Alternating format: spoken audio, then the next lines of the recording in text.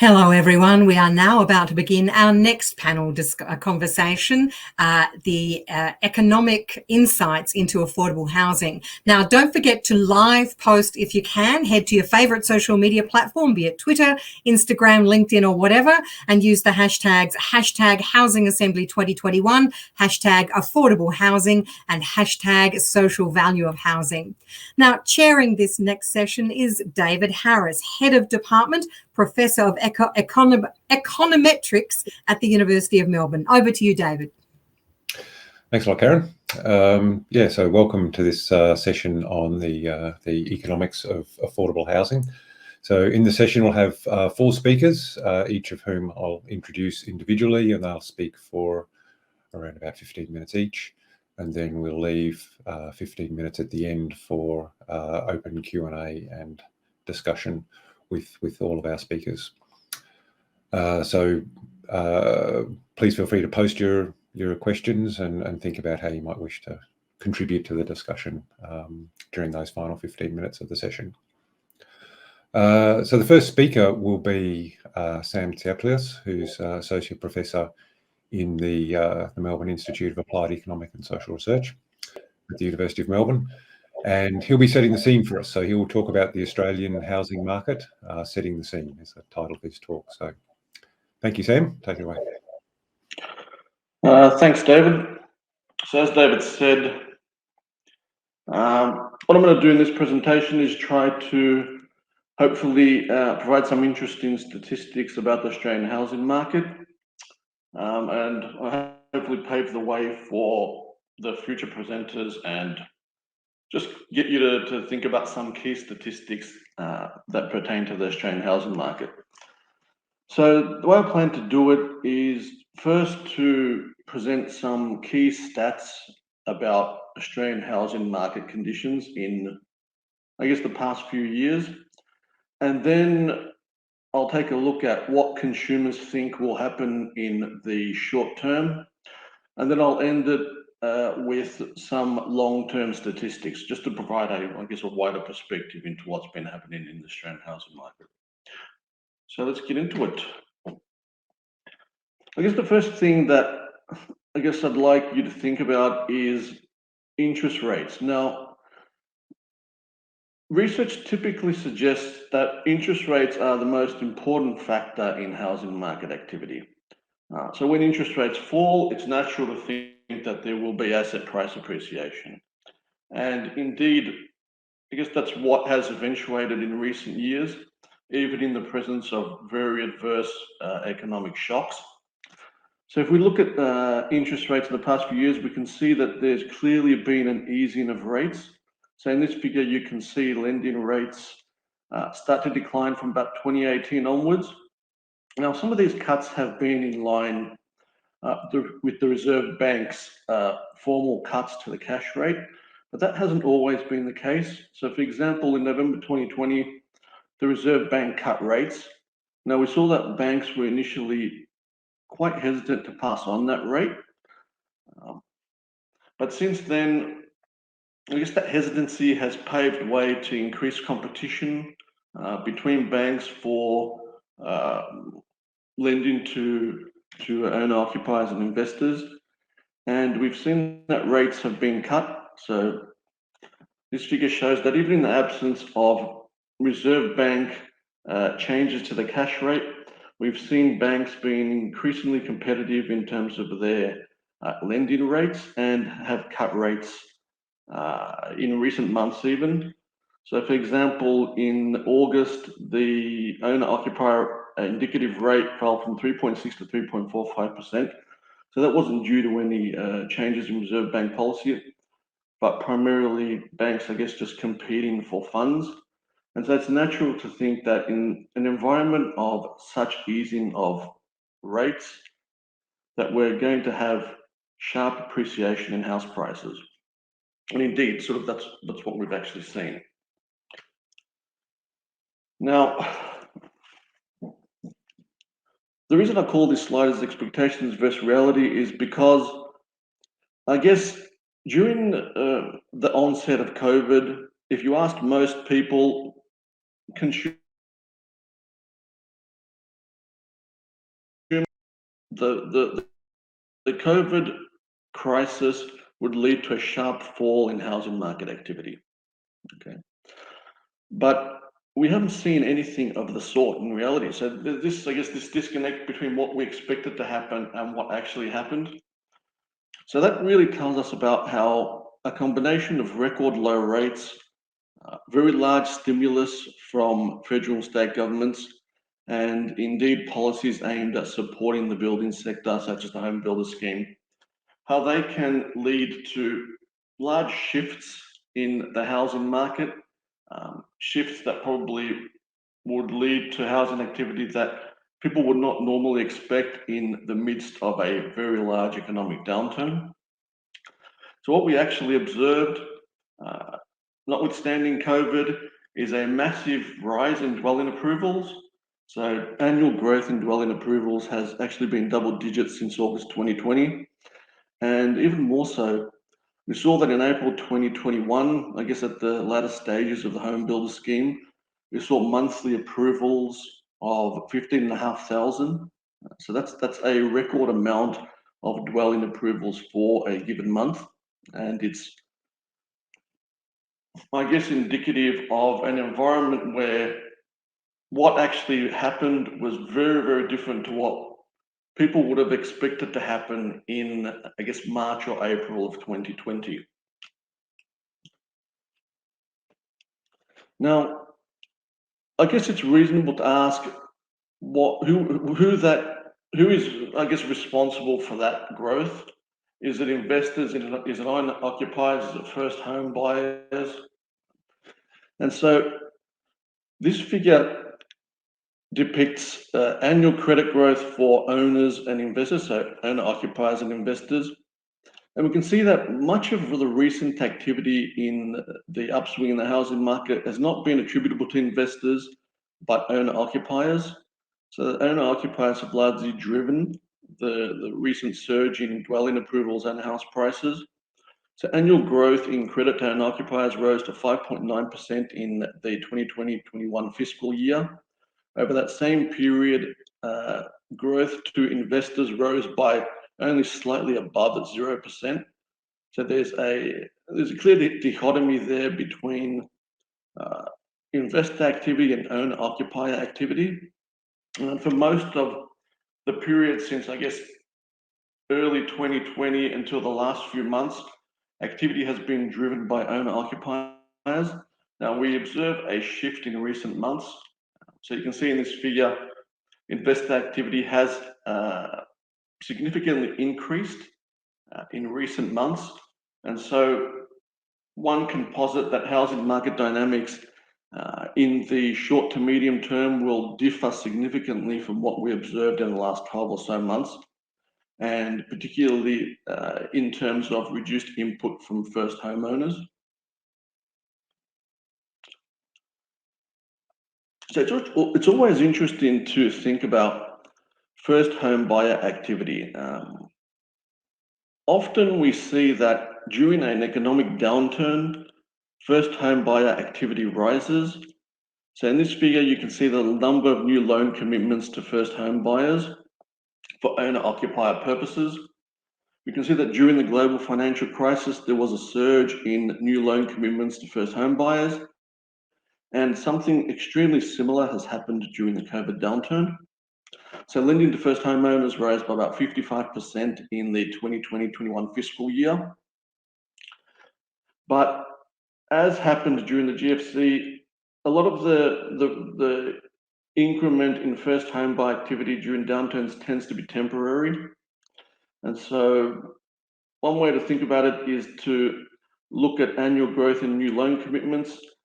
Annual growth in January 2021 was 60% for first home buyers, but in the most recent statistics, it has fallen to minus 13%. Okay, so first home buy activity was actually on the rise during most of the COVID crisis, but is now dissipating fairly quickly.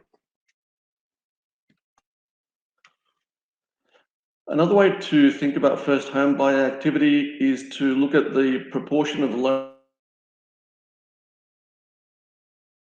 attributable to first home buyers for owner-occupier purposes. So this figure shows you the time variation in that proportion. So there was a large increase during the global financial crisis and a similar, albeit not as large, increase during the COVID crisis. So historically, about 16% of loan commitments have been for first home buyers for owner-occupier purposes. In the most recent fiscal year, this actually rose to 23%. So this is another indication of first home owners participating actively in housing market activity during an expected downturn. But again, this has been temporary, so we can see that the proportion of lending to first home homeowners was about 25% in January 2021, but has fallen to 18% in September, and it looks like it will continue to decline. So another interesting thing to think about is what consumers think will happen to the housing market. So the statistics that we saw about what has actually happened. In the next few slides, we'll look at what consumers think will happen. So in this figure, we have results from a Melbourne Institute survey where respondents asked to consider whether it is a good time to buy a dwelling. And so it provides some interesting insights into how consumers think about whether housing is affordable and whether consumers think it's a period where people should be buying or people should be renting, for example. So in April 2020, we saw a massive fall in dwelling sentiment. And that's, I guess, consistent with the expectations that I was talking about earlier, where we posited that most people thought there would be a very large downturn in the housing market. So we saw indeed, in terms of consumer sentiment, a very large fall in sentiment in April 2020. However, this was quite temporary. So by November 2020, we'd seen that sentiment had actually risen to a higher level than pre-COVID.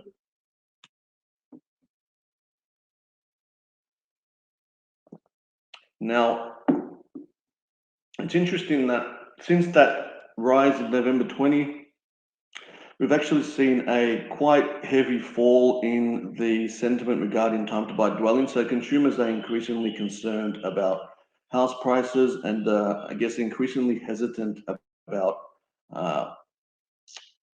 are you thinking that it's a good time to buy dwelling sentiment?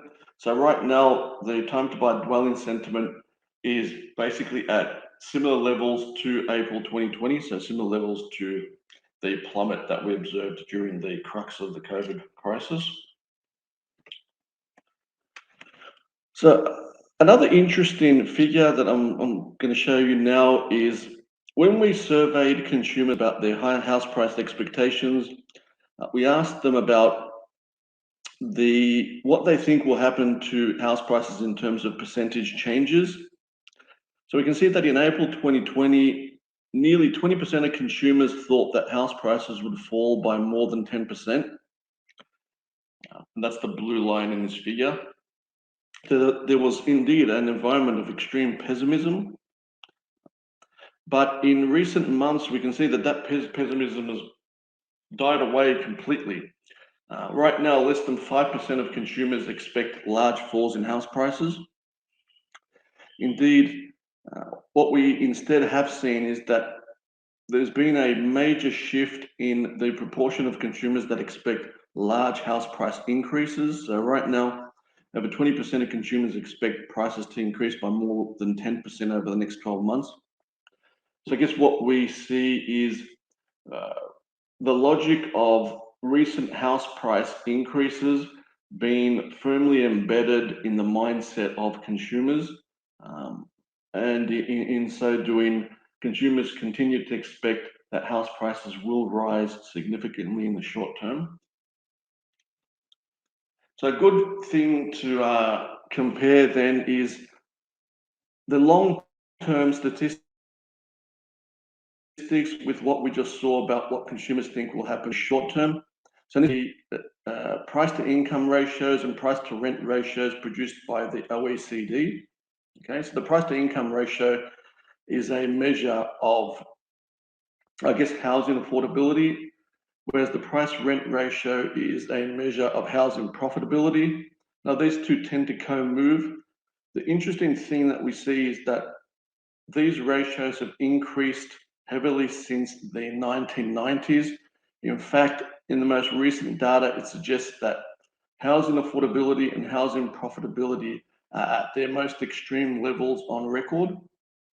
In other words, houses are less affordable now in terms of this measure than they have ever been. Okay. And if we believe the consumer data that consumers expect house prices to increase, we can posit that these trends will likely continue in the future. So perhaps it's then unsurprising, given this increase in housing unaffordability, that we've also seen an increasing proportion of renter households. So we can see since the mid-1990s, there's been quite a linear increase in the proportion of households that have rented. This is not limited to only New South Wales or Victoria, but is for the most part across Australia as well. So in the terms of the most recent data, approximately 30% of households are renter households. And given price expectations and historic trends, it seems that this proportion will only continue to increase going forward. Another interesting fact is that the supply of these properties is not institutional. It's largely driven by ordinary households. So 1 in 5 Australians actually own more than one property, and about 5% of households own 4 or more properties. So the supply to these renter households is largely driven by particular segments of the consumer market as well. And so I guess my final take is that when we look at the long-term statistics and try to join them with the short-term trends that we can see in the actual data and in consumer expectations, it seems that the broader trends of housing unaffordability and increased proportions of renter households will not change. We'll continue to see those trends increase going forward.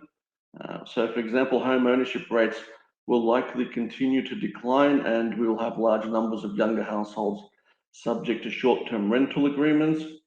And so I guess my final comment is that given the lack of housing affordability and the increasing proportion of renter households, one of the ways that we can possibly think about reducing demand for housing organically is to introduce policies that can facilitate sustainable long-term renting, particularly with regards to longer-term rental agreements.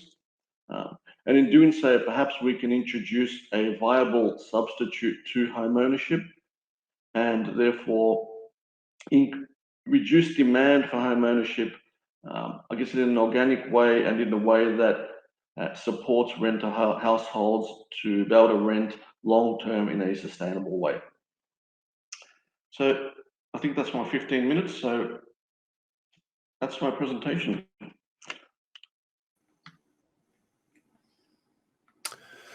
Great.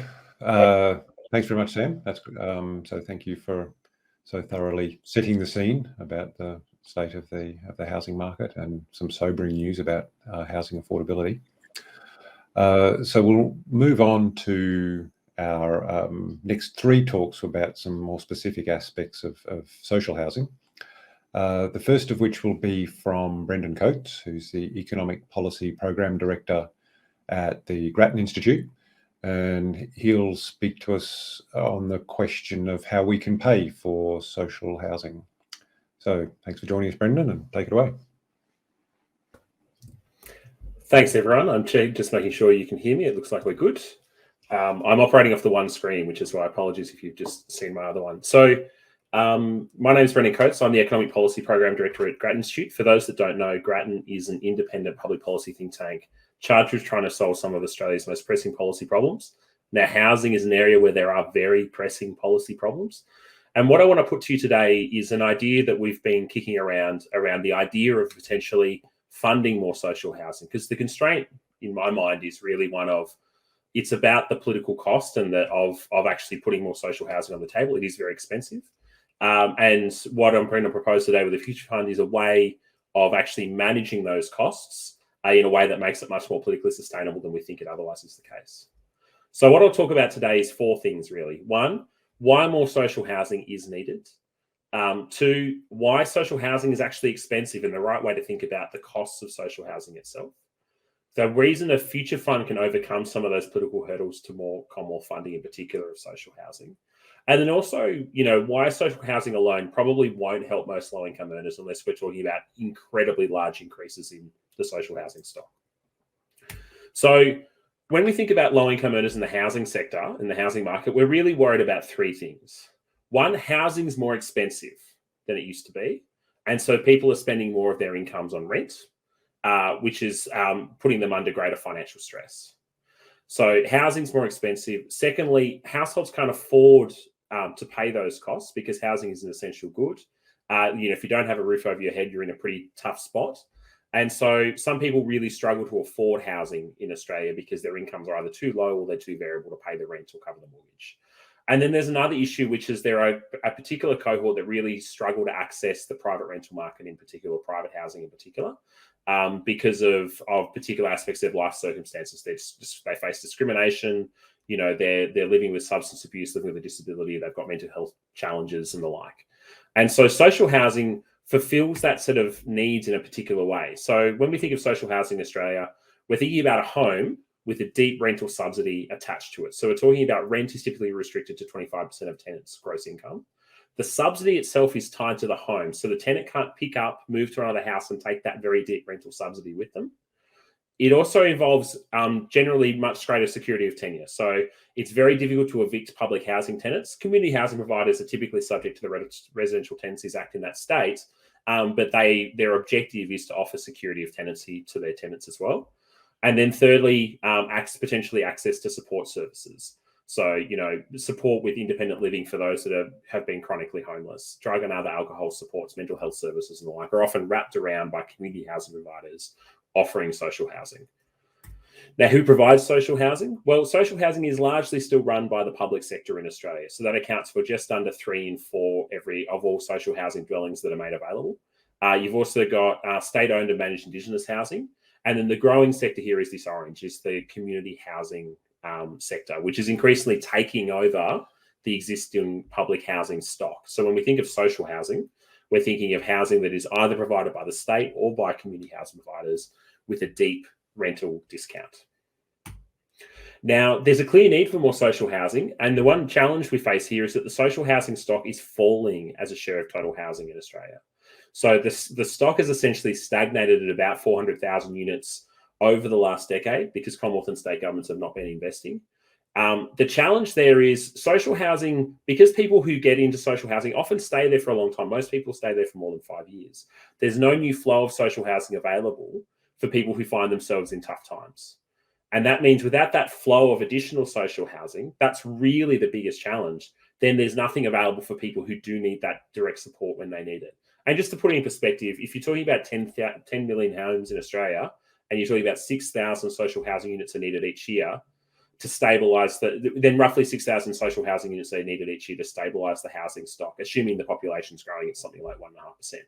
Instead, we've basically been adding essentially 0 or close to it per year over the last decade. That's changed a little bit with some of the stimulus payment projects put forward by the Victorian government and otherwise, but it hasn't been a case that social housing has been keeping up with population growth. And that really matters because social housing is incredibly effective at reducing homelessness.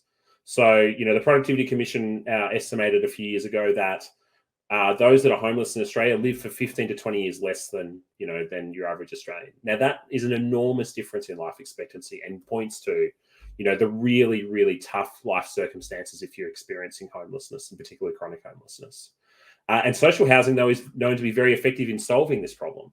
So some very good work done by Infrastructure Victoria a couple of years ago estimated that, amongst highly disadvantaged groups in the Journeys Home Survey, access to social housing, public housing, reduced someone's risk of homelessness by about 65%. Now, that's an incredible reduction. It shows the effectiveness of social housing as a support in trying to support that cohort. But the challenge is, of course, social housing is very expensive. And there's a bit of I think, a confusion in the debate sometimes about what the actual cost of social housing is. Because like any infrastructure, social housing is a form of infrastructure. And there's a difference between the financing of that infrastructure, so the capital needed to pay upfront for the cost of a project.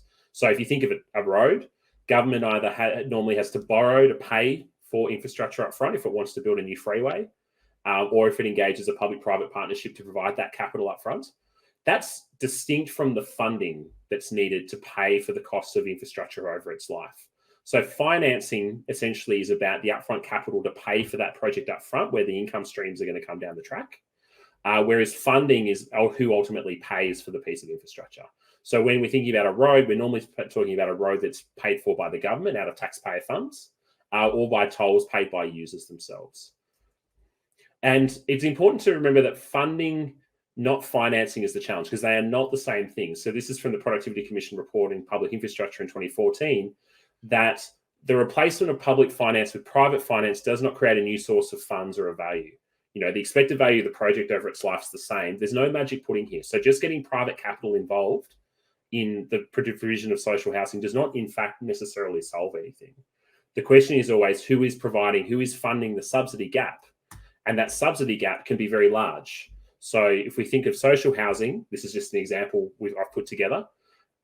Someone renting on the maximum rate of job seeker as a single, renting, a property with a market rent of $20,000 a year. So just under $400 a week. Now, the rent from the tenant, if it was social housing, is 25% of their job seeker payment, which is about $4,000 a year. The rent assistance they would receive, which if they're a community housing provider could be paid to the CHP, is $3,700 a year.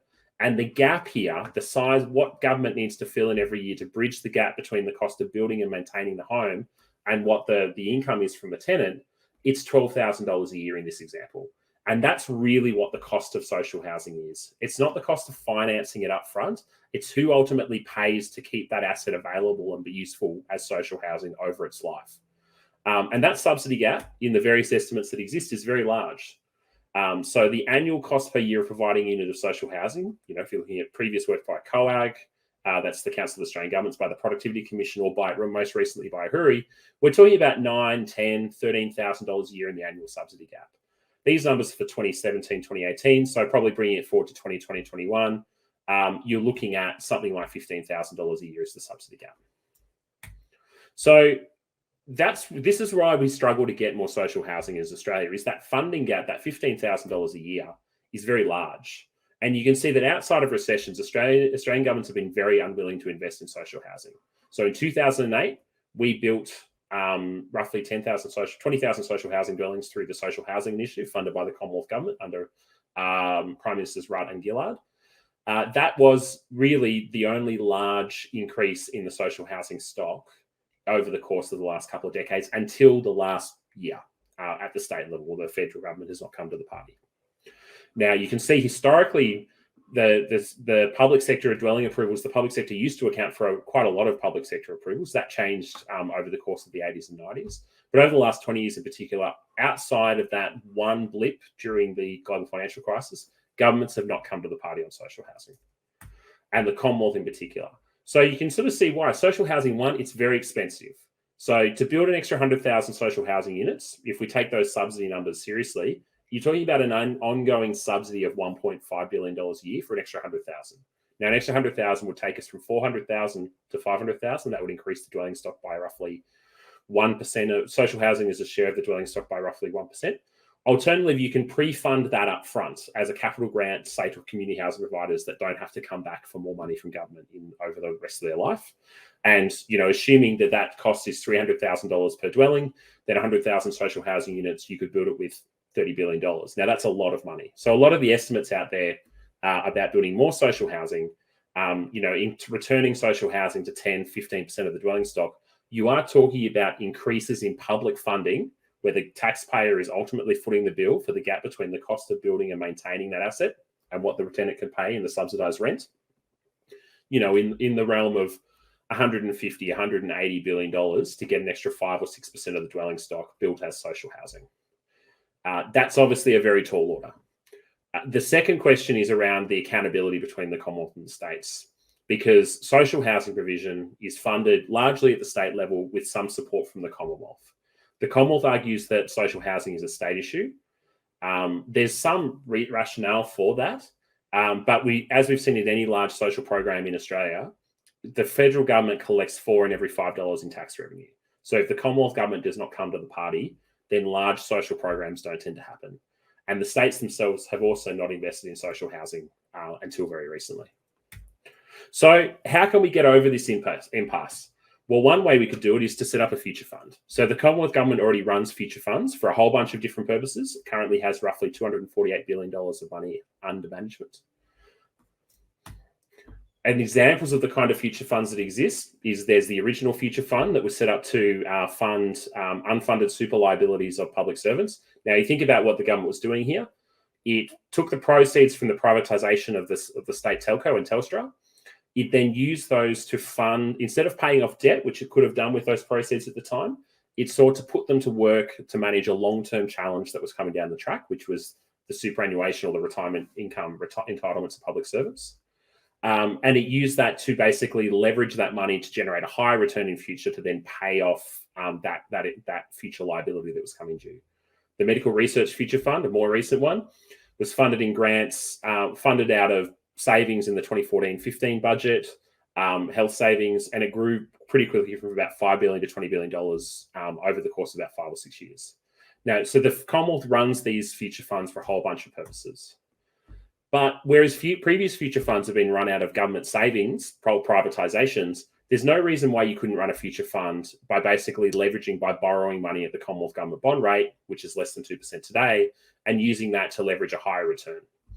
In the same way as the Commonwealth government, when it created the future fund, could have instead used that money to pay down debt. They instead chose to invest it for a higher return in future to meet this future liability. You could certainly do the same thing today with social housing, which is a pressing national priority. Now, politically as well, the advantage of this approach is the endowment that would be established by borrowing to create the fund does not appear on the underlying cash balance for the federal budget. Whatever one makes of the politics of debt and deficits in Australia, it is a real thing. And therefore, one of the reasons why governments are reluctant to invest in social housing is the fact that it will hit the budget bottom line and therefore affect the fiscal position in the medium term, particularly as we're trying to deal with the consequences of COVID. So how could one work? The federal government could establish an endowment, say $20 billion. It would be managed by the Future Fund, which is an existing entity that already exists. All the government has to do is set a rate of return target for the Future Fund. That endowment would not hit the underlying cash balance. Instead, there's no increase in net debt. You're borrowing $20 billion from the fund, from the bond market, investing that in stocks, bonds, infrastructure that will generate a return, as we do with the existing funds. The government then would have the debt and therefore the interest costs on those bonds. Now, at 2% interest rates, that would be $400 million a year. The only things that would hit the underlying cash balance would be the annual dividends from the fund, less any capital grants dispersed for social housing, and less any interest costs. And the new capital grants for funding for social housing could be allocated by NIFIC in the form of either upfront capital grants or a set of ongoing availability payments in exchange for making a social housing unit available. Now, how much social housing could be funded this way? Well, if the government uses a 4.5% real return mandate, consistent with what it does for the actual future fund, $20 billion a year could deliver dividends of $900 million. Assuming that the capital grant need is $300,000, that's enough to be 3,000 social housing units each year in perpetuity. In practice, the per unit cost could be lower if state contributions are available, or you could actually build more housing, which is something we'll get to. Alternatively, if the Commonwealth government wants to pay the debt interest costs out of the fund return, instead of getting a 4.5% return, this is a mistake, it should be 2.5% here. You're getting 4.5% return less 2% interest costs, then you could deliver an annual return of $500 million. That's sufficient to build 1,667 new social housing units each year in perpetuity so the stock grows. Because the returns exist each year in perpetuity, the government can then use that funding to pay for more social housing. So how much could it add to the social housing stock? Now, if you did this, where the government wore the budgetary costs of those interest costs, $400 million a year, you would get 24,000 new homes by 2030, 54,000 by 2040, that should say, I'm sorry. Now, what if we got the states involved? This has always been an issue for the Commonwealth, and there's no reason why the states shouldn't come to the party as well. So how could the Commonwealth leverage additional state supports? Well, you go back to requiring a 50-50 contribution from the state. So NIFIC, the National Housing Finance Investment Corporation, would run a tender each year where it would basically make social housing grants available in each jurisdiction. Community housing providers would bid for the right to that subsidy. By putting together their bids, the government could run a reverse auction for different types of housing. So, 1, 2, 3 bedrooms within a certain distance from the CBD or in regional areas in each major state, and require a 50-50 contribution from successful bids, as it used to be the case with the old National Affordable Housing Agreement funding for social housing. And if a state doesn't come to the party, that money could then be returned, reinvested in the future fund, and then shared across all states the following year. So that would give the states a very strong incentive to get involved, otherwise they miss out. And if you did that as well, a $20 billion fund could easily see 100,000 social housing units built by 2040. Now, that's not, if you build 100,000 new social housing buildings by 2040, then you're probably getting close to the point where you're stabilizing the social housing share of the total housing stock. Instead of it continuing to fall as a share of all housing in Australia, it would at least be stable. Now, that's not going to solve the problem, but at least takes you a fair way to the solution. And also the risks involved with this are actually fairly low. A social housing future fund involves $20 billion in debt, supporting $20 billion in assets, stocks, bonds, and everything else. Think of it like your superannuation. But the government can liquidate the portfolio at any time if it decides that it doesn't want to do this anymore. And so it should be treated fairly favorably on a debt sustainability metric because there's no increase in net debt associated with the project. And in fact, the federal ALP has already committed to this kind of approach in pushing for a $10 billion social housing future fund. This is something that we raised with both sides before the federal budget, and the ALP has in fact picked it up. But I'll finish with one final thought, which is essentially that more social housing alone isn't going to solve the problem, because social housing has never housed the majority of Australians. It's only ever had, social housing stock has only ever been 6, maybe 7% of total housing over time. So you are still going to have to deal with the private rental market, push for more supply of private housing, boost the rate of rent assistance and the like. Social housing itself in Australia, it's very hard to see it being more than a minority of the total housing stock, as it looks like it has been over its history. Now I'm going to stop there in the interest of time. Thank you. Great.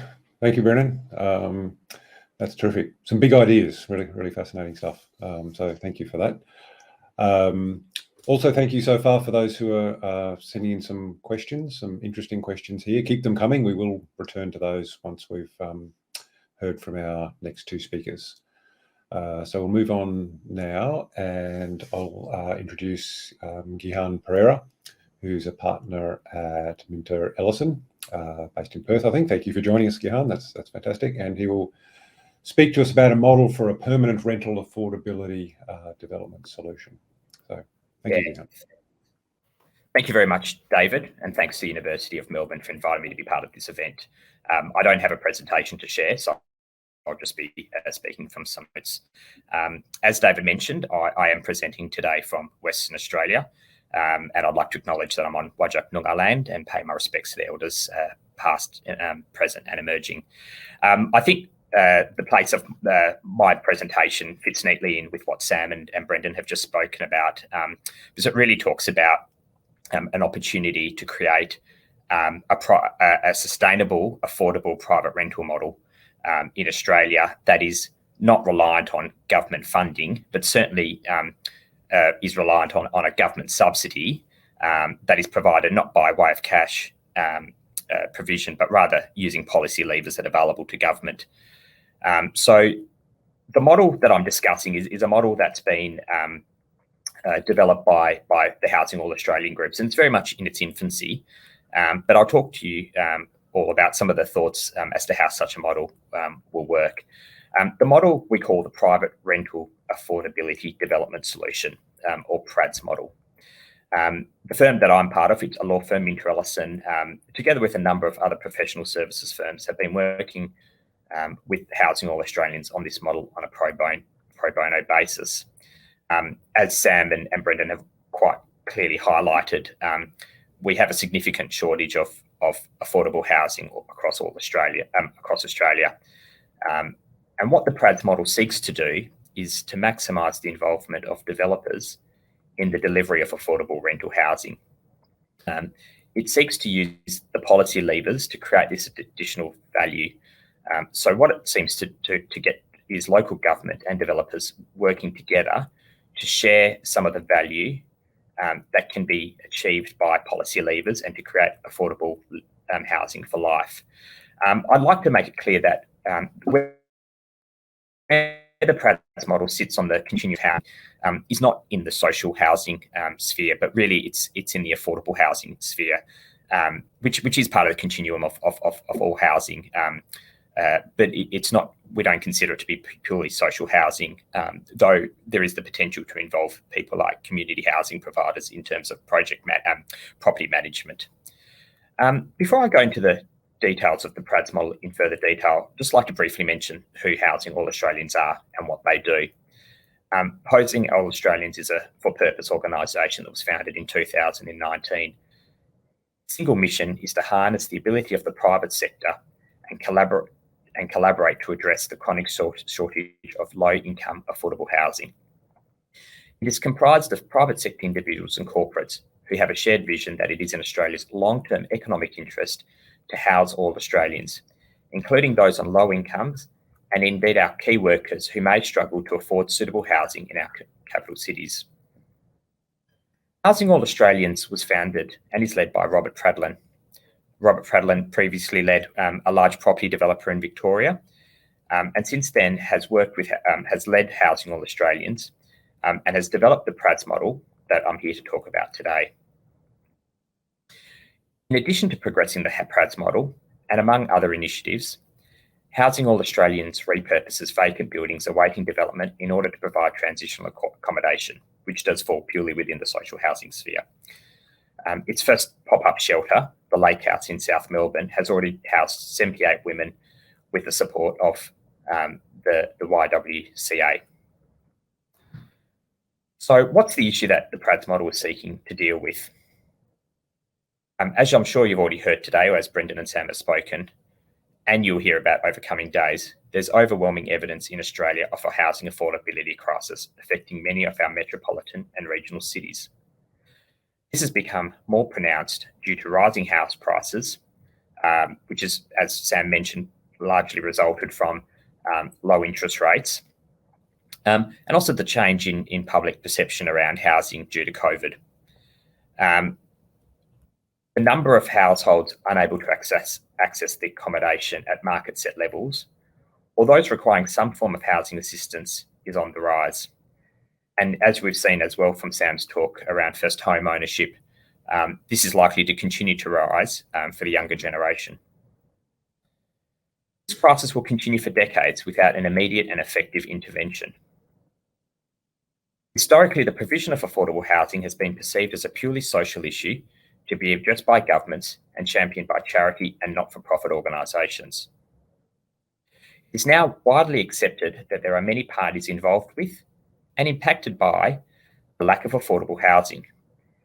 It's essential that the development community uses all the levers available to increase the number of affordable housing outcomes. However, it is important to acknowledge that the provision of affordable housing comes at a cost. Subsidy in some form is required. The National Rental Affordability Scheme, or NRAS, provided a first-hand opportunity for private sector developers and investors to become involved in the provision of affordable rental housing in Australia. However, NRAS received mixed reviews and was perceived as inexpensive for a very temporary fix. It enjoyed a somewhat limited take-up, and a change of government resulted in the program being relatively short-lived. So what's the opportunity?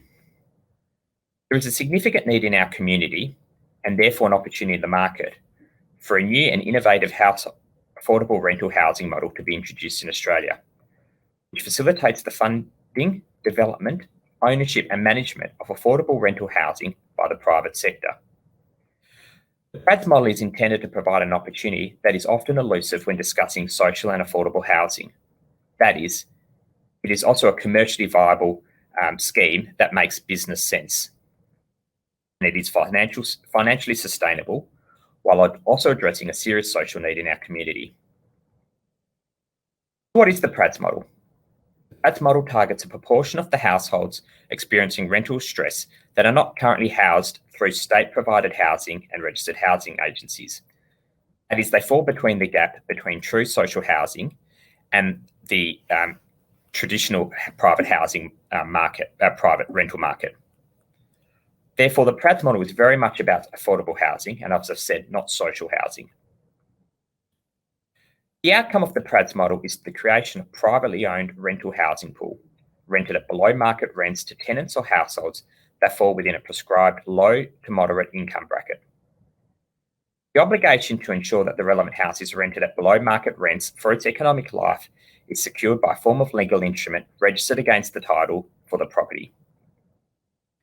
The Pratt's model also seeks to achieve, for both private developers and government, a commonly shared goal, that is, a diversified housing offering. The process for the Pratt's model can be summarised as follows.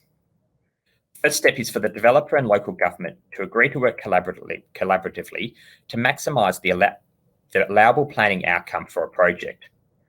So this could include things like the local government allowing for increased density or a reduction in developer contributions, or such other means that might allow the developer to produce this affordable renting stock on a commercially and financially viable basis.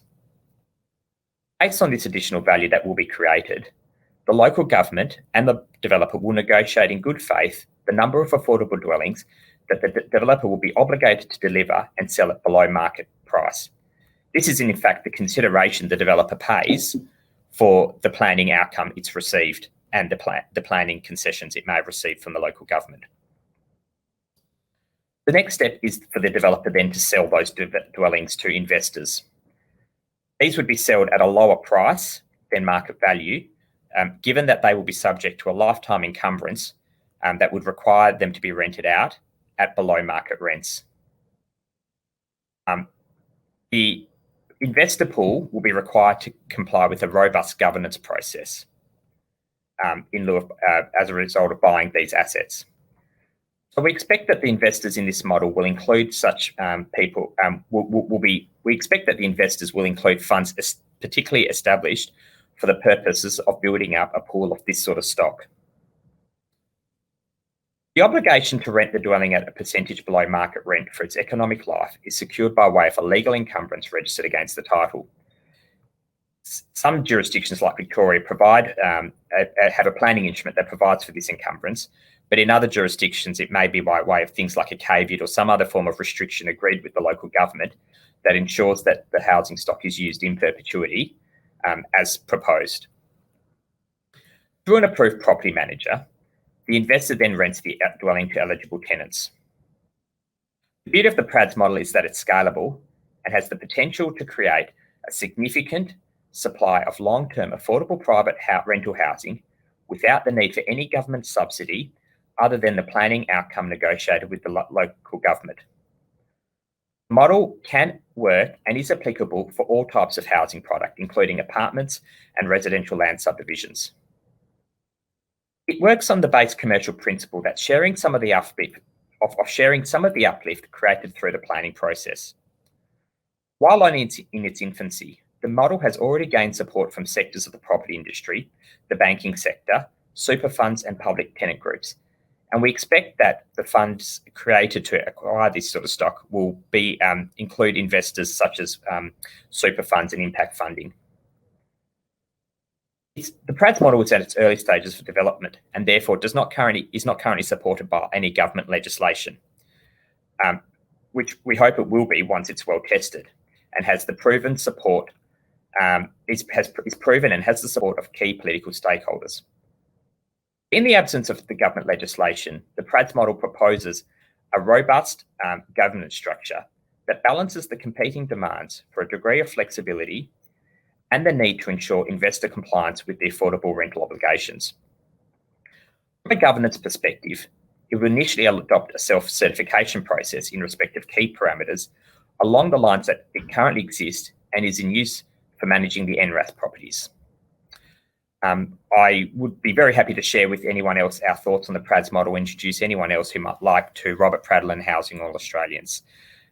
Thank you very much, David, for giving me the time to speak about it today.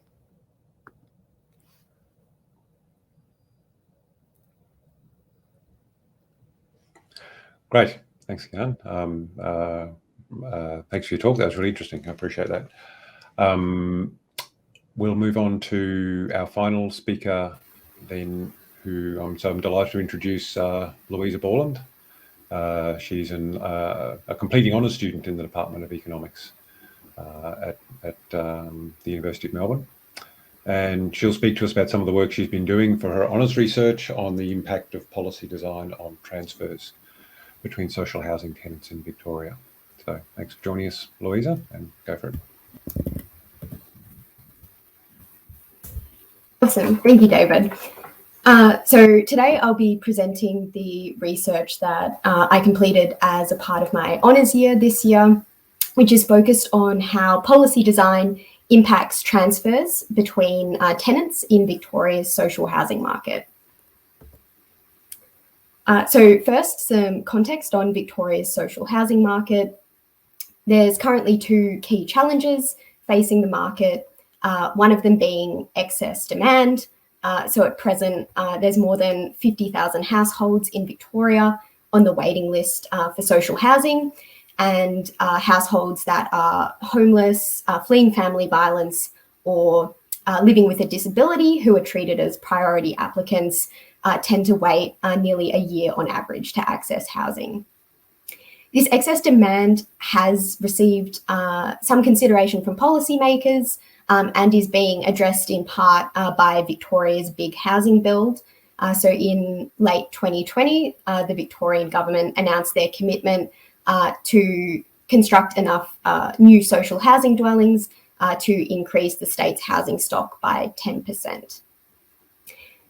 The other key issue that's received less policy consideration, though, is the market's ability to facilitate timely transfers for social housing tenants who would like to move between different social housing dwellings.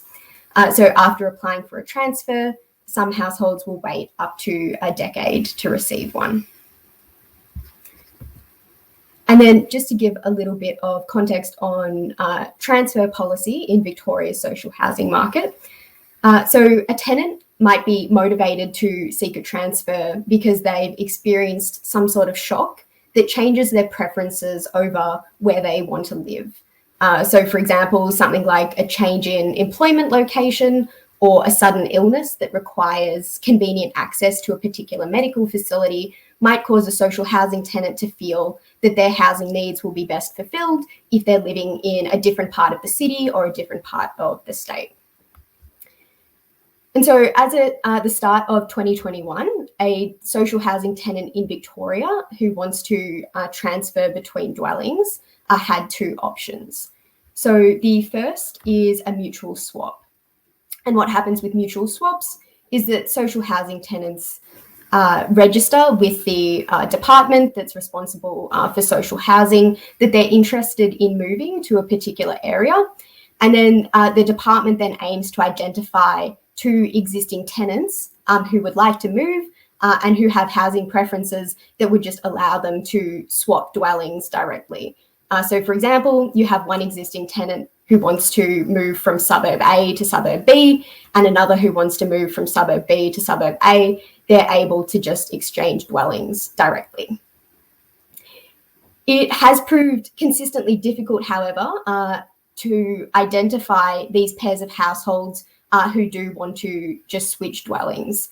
So between 2011 and 2017, only 87 mutual swaps were processed in Victoria, which obviously represents a very small proportion of the total pool of households who wanted to transfer between dwellings at that time.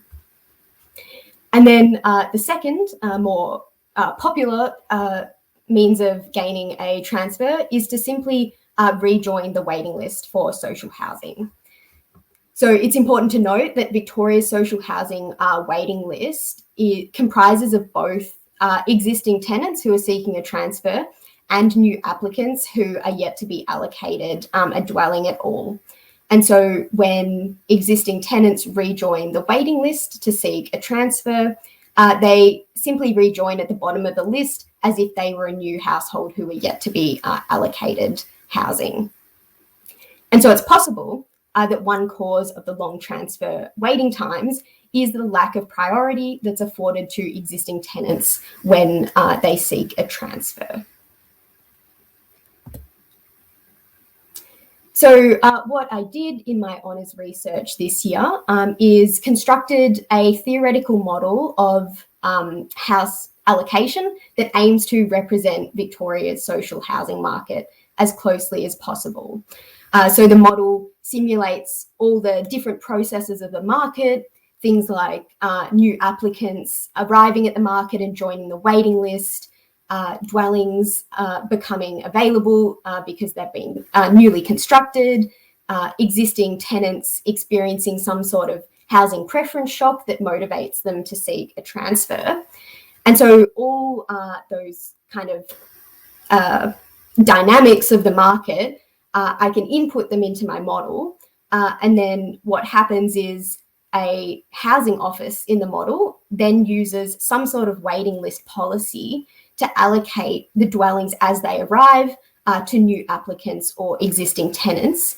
And so the output that the model spits out is the expected waiting times for new applicants to access housing and the expected transfer waiting time for existing tenants. So the ultimate aim of my research was to identify an alternative waiting list policy for Victoria that would improve outcomes for existing tenants, so reduce the transfer waiting time without increasing the expected waiting time of new applicants who haven't yet received housing on the waiting list. So it's important to frame the question in this way because the expected waiting time of new tenants, so how quickly the households that don't have any housing at all receive it, is the key metric upon which the performance of the social housing market is based. So in my model, I essentially assume that an alternative waiting list policy that provides better outcomes for existing tenants at a cost of increasing the waiting time for new applicants would just never be implemented in practice by the government. And so I don't have time to run through the full setup of the model today, but I'll just talk briefly about one of the key aspects of the model, which is the different waiting list policies that I compare in terms of the expected waiting times that they provide. So the first policy I call the baseline policy, and it's not a particularly realistic scenario, but it provides, as per its name, a baseline against which to compare the other results.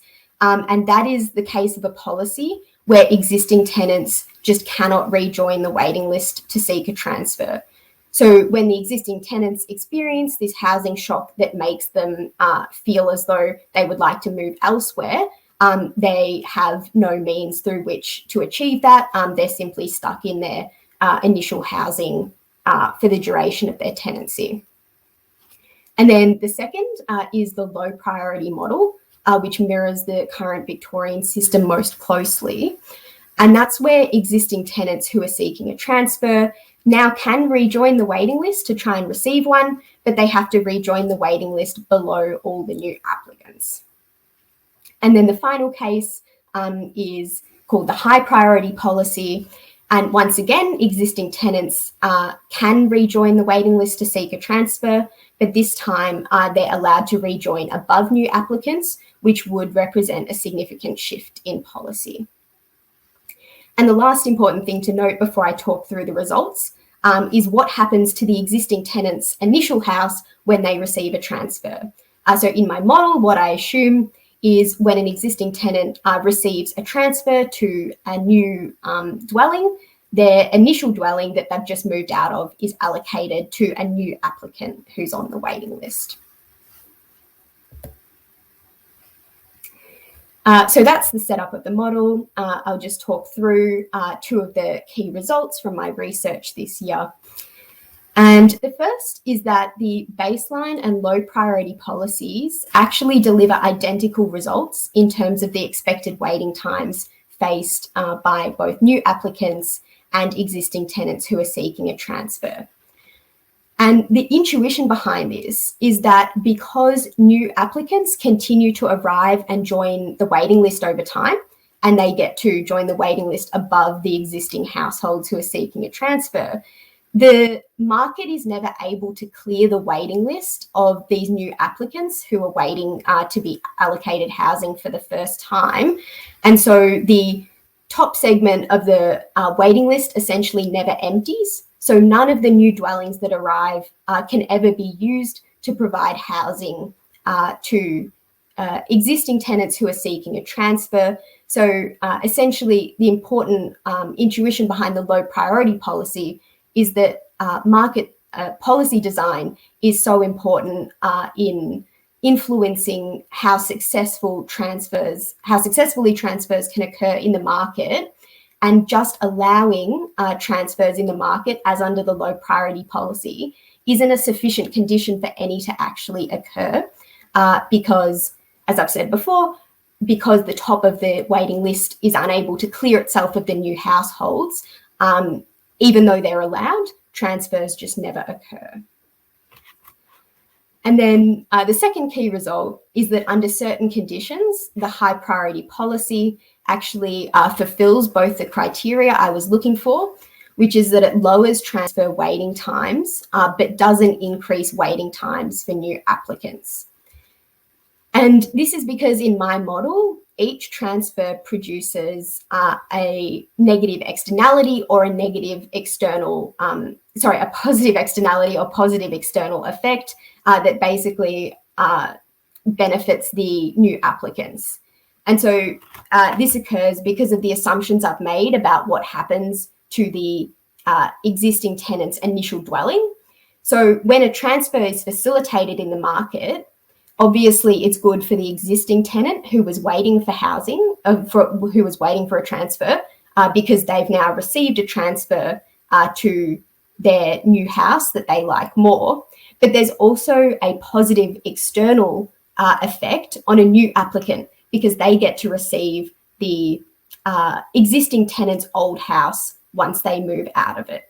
So that's what allows the high priority policy to improve outcomes for existing tenants without compromising the outcomes for new applicants.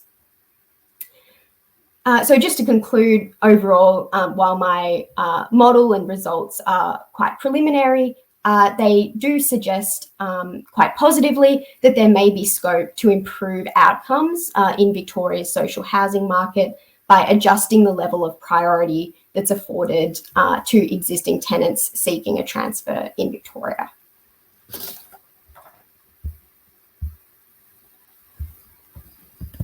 Great. Thank you, Louisa. Thanks very much. Really interesting talk. So we can turn to our Q&A and discussion now. That will be facilitated by James Hansen, who's now on screen. So James is a senior lecturer specialising in macroeconomics in the Department of Economics at the University of Melbourne. And he's joined by the rest of our speakers, and we have a range of discussions in chat, and more would be welcome. So James, I'll pass it to you to facilitate the Q&A session. Thanks.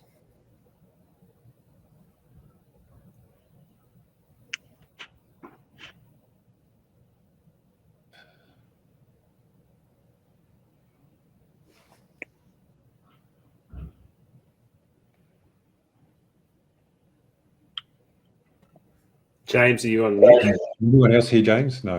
No one else can hear me. Now we can hear. Apologies. Now you can hear me. Great.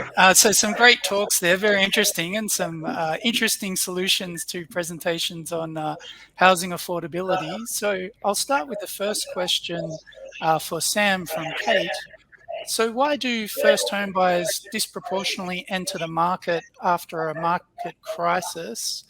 Is it because house prices drop within reach for the first time in a while, or because they are less sophisticated than other actors and therefore acting in a riskier manner, or because government is putting forward stimulus or something else?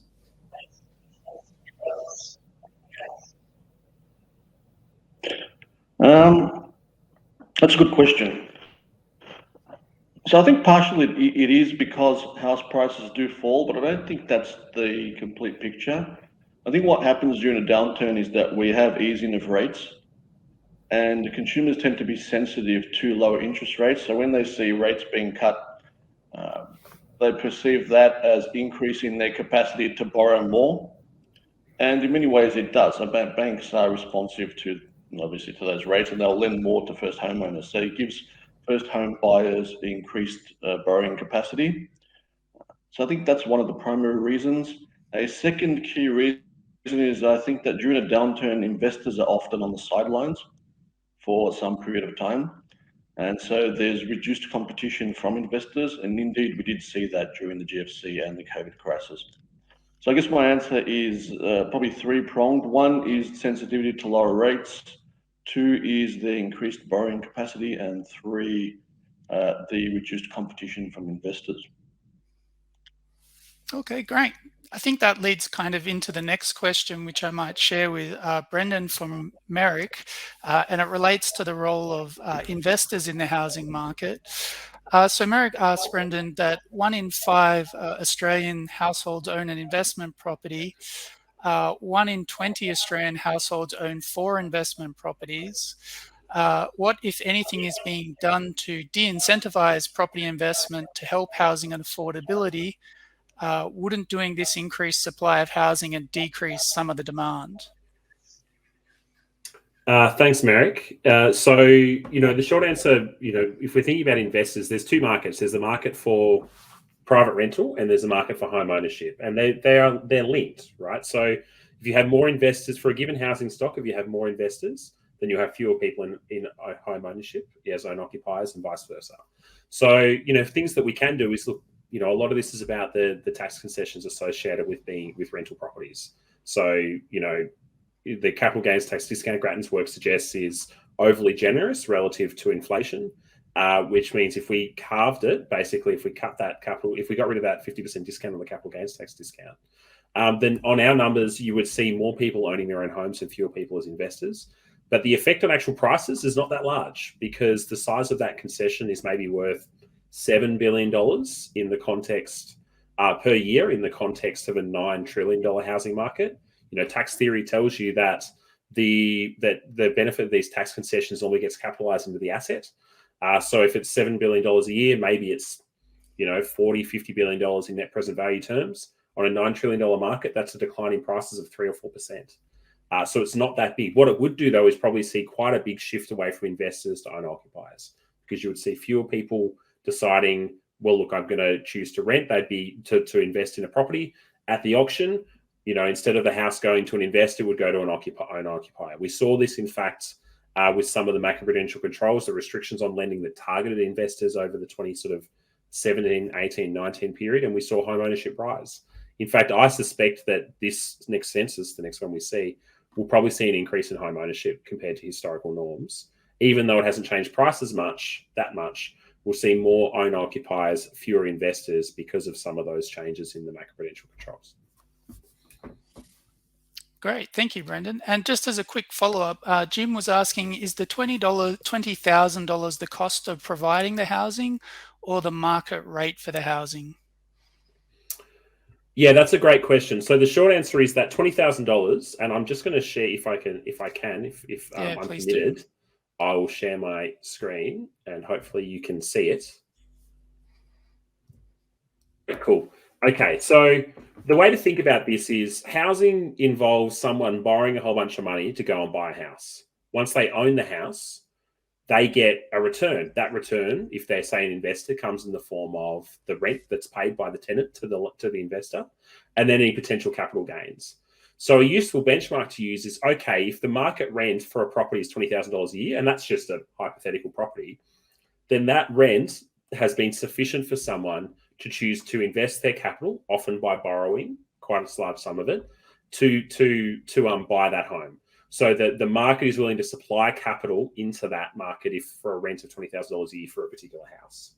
Then when we think about, okay, well, if we're going to rent that house for less than the market rent, well, then what we really need to do is government always pays for any subsidy. A private capital will not take a haircut compared to what they can get on other rates of return elsewhere in the economy.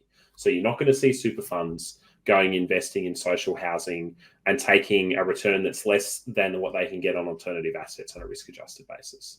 So that's why if the market rent is $20,000, the tenant's paying $4,000, the rent assistance is just over $3,500, then if someone's got to pay the remainder for that house to be available and on the market. And then what that tends to mean is the government ends up footing the bill. And that bill, in this instance, if it's a house where the rent would otherwise be $20,000 a year on the private rental market, to deliver that deep subsidy to the tenant, government's paying $12,000 a year in that subsidy. That's the opportunity cost there for the government.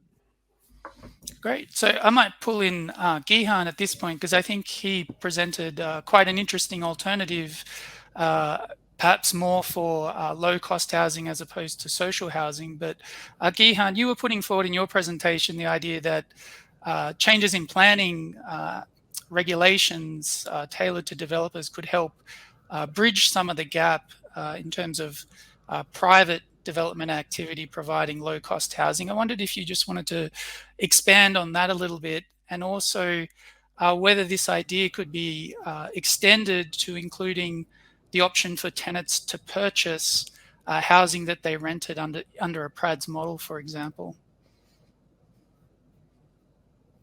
Yeah, sure. Look, it really starts with the theory that, when we talk about this sort of whether it's affordable or social housing, there has to be some implicit subsidy. And that subsidy can come from the form of government funding, which is generally the case in the social housing sphere. But we're looking at an alternative where, at times when, we know governments are reluctant to spend money or are limited in the monies they can spend, or there's competing demands, what other levers do they have and that potentially haven't used? So really, we're saying, and particularly for local governments to participate, because the discussion, from everyone else talks about what the Commonwealth and the state can do, but how do we get local governments, particularly the larger local governments, such as, the local governments in relation to the CBD, the capital cities and around the state, what do they have to do and how can they help to work on this sort of model? And so really one of the tools in that each local government has is the planning. Most local governments have a degree of control over planning outcomes within their local government areas. And we know that, there's opportunities to create value through planning outcomes, whether that's around height or density, use of public open space or developer contributions. So really what we're saying is, how do we pull on those levers to create some value for a developer, which then provides the basis for a developer to provide this sort of form of affordable housing to the market without compromising the traditional economic returns they may expect from a model like this. And in relation to the ownership, look, I think that's certainly an option that can be looked at as a development and a further expansion of the model in the future. As I said, the model's in its infancy, and it's something that we're still developing to trial.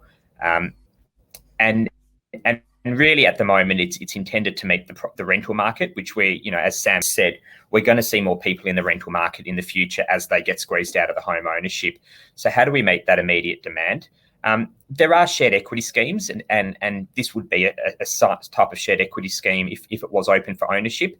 And that's certainly something that can be looked at. But I think the other key aspect of it is the permanency of the model.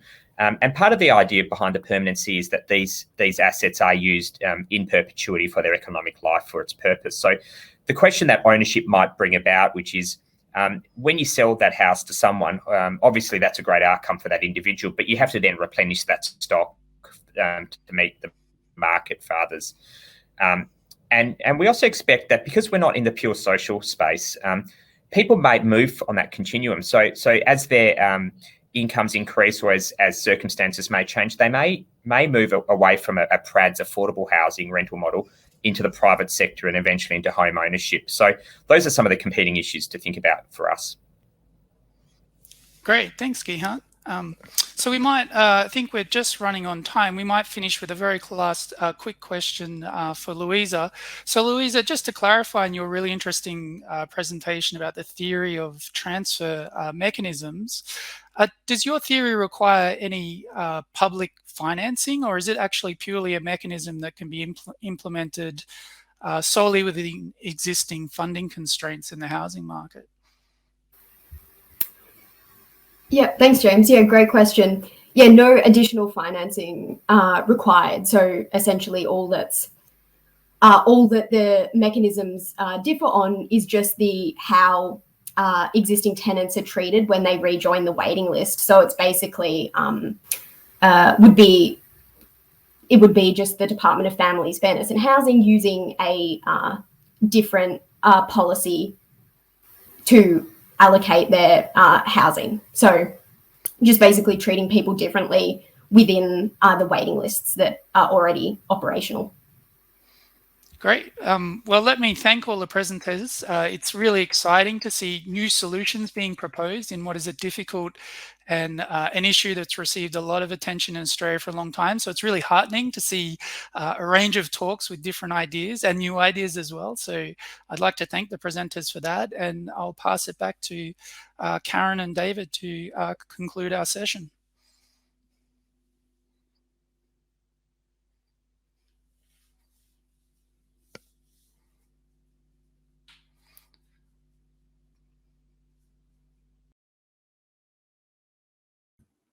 Hey, Karen, this time you're on mute. Sorry, we haven't heard you. Thank you. There had to be somebody, and it had to be me. So thanks so much, David. And that was a really thought-provoking discussion from Sam and Gehann and Louisa, and also Brendan. I know there were some great questions there, and I think there are lots more still coming. So a really terrific discussion, and something that we need to be thinking outside the square so much. So thank you so much for all the contributions for that session. We are now going to have an afternoon break.